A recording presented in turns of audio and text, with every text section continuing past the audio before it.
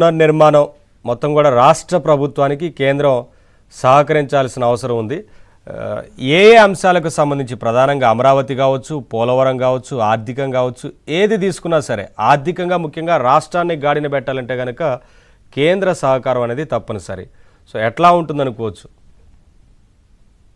ఒకటండి, కేంద్ర సహకారం అనేది సంపూర్ణంగా ఉంటుంది. అది అంటే రాష్ట్రము గడిచిన 5 సంవత్సరాల్లో ఎటువంటి ఆర్థిక పరిస్థితులను ఎదుర్కొన్నది. అసలు ఆర్థిక పరిస్థితి ఏమిటి? రాష్ట్రంలో సున్నా ఉంది ఆదాయం. ఎందుకంటే ఆయన జగన్మోహన్ రెడ్డి తను ప్రతిపక్ష నేతలాగా ఉన్నప్పుడు పాదయాత్రలు చేసి ప్రజలందరికీ హామీలు గుప్పించుకుంటూ వెళ్ళాడు నవరత్నాలని.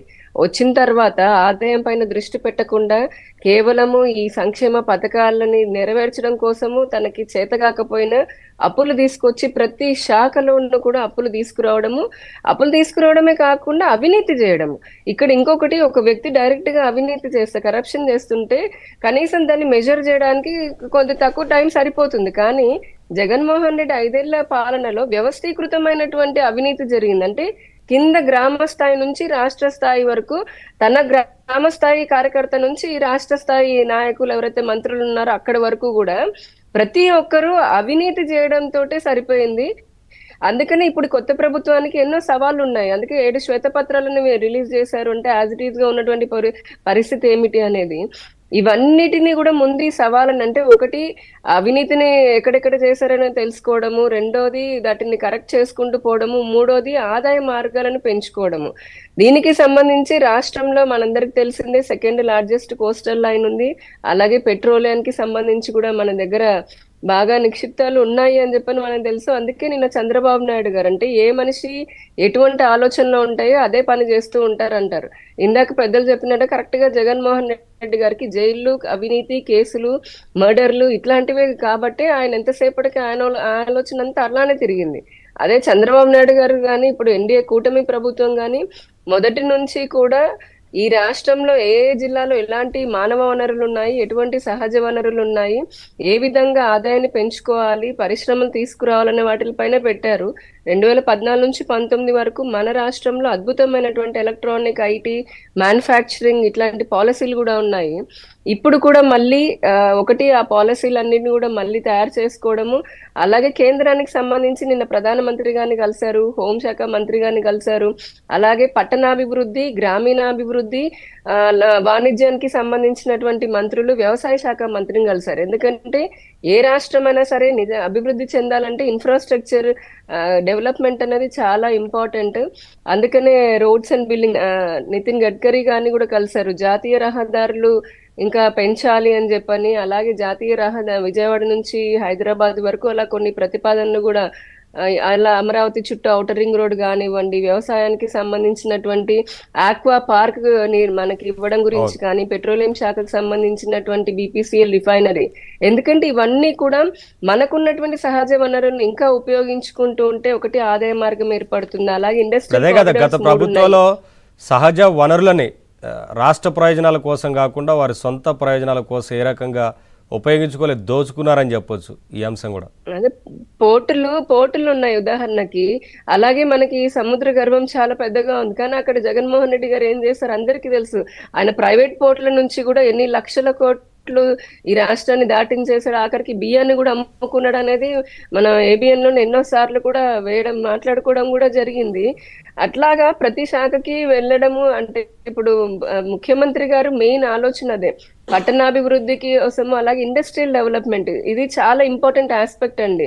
ఎందుకంటే ఇప్పుడు ఫారిన్ డైరెక్ట్ ఇన్వెస్ట్మెంట్స్ ద్వారా మన రాష్ట్రంలోకి పరిశ్రమలు రావాలి పెద్ద ఎత్తున అని చెప్పి నేను అనుకుంటే గనక దానికి అనువైనటువంటి ఒకటి స్టేబుల్ గవర్నమెంట్ ఉండాలి, అవినీతి లేకుండా ట్రాన్స్పరెంట్ గా అంటే ఎకో సిస్టమ్ బాగుండాలి, యూజర్ ఫ్రెండ్లీ లాగా, అంటే ఇన్వెస్టర్ ఫ్రెండ్లీ గవర్నమెంట్ అనేది ఉండాలి. దాంతో పాటు మౌలిక వసతులు ఉండాలి. అంటే అప్రోచ్ రోడ్ కానీ, దానికి కావాల్సినటువంటి నీరు కానీ, అన్ఇంటరప్టెడ్ పవర్, ఇట్లాంటివన్నీ కూడా. ఇప్పుడు నిన్న చంద్రబాబు నాయుడు గారు అడిగారు, పారిశ్రామిక కారిడార్లు ఏవైతే ఉన్నాయో వాటిలకి రైల్వే, రోడ్డు, నీరు, విద్యుత్ ఇవి కూడా కావడానికి ఖర్చు అవుతుంది. కాబట్టి ఆర్థికంగా రాష్ట్రం ఇంత నష్టపోయింది, ఇన్ని లక్షల కోట్లు అప్పు చేశారు. సంక్షేమం పేరుతోనేమో 2,60,000 కోట్లు, 70,000 కోట్లు ఎంతో వేసామంటున్నారు. ఇంత పెద్ద ఎత్తున అప్పు చేశారు. ఎటుపోయింది ఈ డబ్బంతా?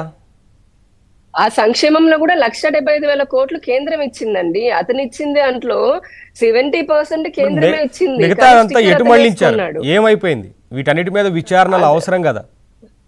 ఖచ్చితంగా అవసరమేనండి. అందుకనే ఇందాక చెప్పినట్టు ప్రతి శాఖలో కూడా ప్రతి మంత్రులు అలాగే అధికారులు కూడా ఇప్పుడు ఆయా శాఖలో జరిగినటువంటి ఆ అవినీతి గురించి లెక్కలు తీస్తున్నారు. ఇప్పటికే ఒక విద్యుత్ శాఖ రంగం తీసుకుంటేనే మనకి దాదాపు 1,50,000 కోట్ల రూపాయల అప్పుల్లోకి వెళ్ళింది. దాంట్లో అసలు అప్పటికి అంత అప్పు చేసి కూడా ప్రజలకి, గ్రామాలకి గాని, రైతులకి గాని, సామాన్య ప్రజలకి కరెంట్ ఇచ్చి అన్ఇంటరప్టెడ్ పవర్ ఇచ్చేటటువంటి పరిస్థితి లేదు.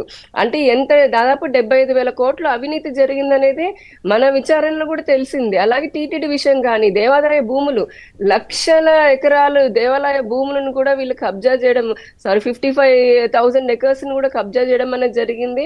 అలా ప్రతి శాఖలో కూడా అవినీతి జరిగింది. అధికారుల పైన వేటు పడుతోంది. ఈ అవినీతి చేసి ప్రజల సొమ్ము, ప్రభుత్వ సొమ్ము తీసుకున్నటువంటి వారిని ఎవరినైనా సరే రివెంజ్ పాలిటిక్స్ ఉండవు.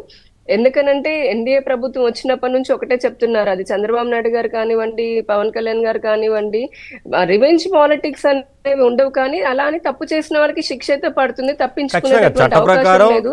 శిక్షలు ఉంటాయనేది వారు కూడా ముందు నుంచి చెప్తున్నారు. అప్పుడే ప్రజలకి సరైనటువంటి న్యాయం జరుగుతుంది. ఇక కేంద్రానికి సంబంధించి ఆల్రెడీ ఇప్పుడు తెలంగాణ ముఖ్యమంత్రి గారితో కూడా మాట్లాడుతున్నారు. హోంమంత్రి గారితో కూడా చంద్రబాబు నాయుడు గారు అదే మాట్లాడారు. విభజన చట్టానికి సంబంధించి ట్రాన్స్కో గానీ, విద్యుత్ శాఖకి సంబంధించినటువంటి ఏవైతే డిస్క్రిపెన్సీస్ ఉన్నాయో అవన్నీ కూడా తేల్చాలి అని, అట్లానే ఆర్టీసీకి సంబంధించి ఇలాగే ఏవైతే పొందుపరిచారో అవన్నీ కూడా సామరస్యంగా తేల్చుకోవాలి, ఏపీకి రావాల్సినటువంటి కూడా రావాలి అనేది చర్చలు కూడా జరుగుతూ ఉన్నాయి.